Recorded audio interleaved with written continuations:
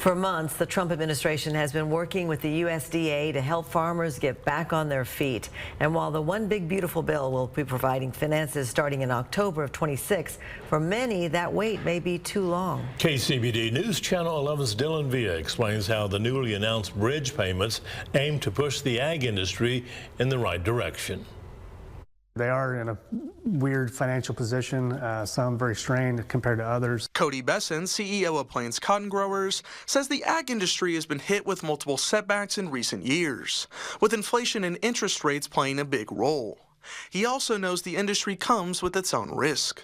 It's kind of like gambling a little bit. You sort of kind of put all your money on black or money on red in hopes that you're going to have a good growing condition, good cropping condition, but all your money is spent relatively up front before you actually know what type of crop or what type of marketing condition you're going to have. Monday's announcement by President Trump and the USDA hopes to bury some of those worries. $12 billion will be provided, with $11 billion going to row crop farmers under the Farmer Bridge Assistance Program. Those who qualify can expect that relief by the end of February 2026.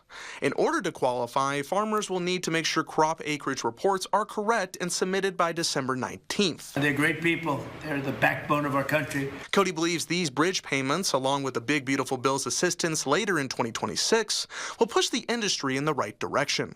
The USDA, the administration, has been very aggressive about building out more concrete trade agreements that'll add some validity over the long period of time, so kind of a long game versus a short game.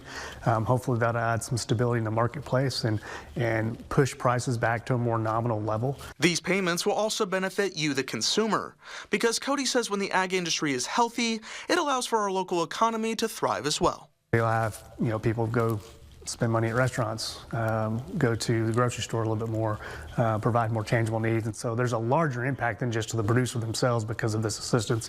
It spans out and fingers out into the rest of the community from an economic development standpoint. Dylan Villa, KCBD News Channel 11.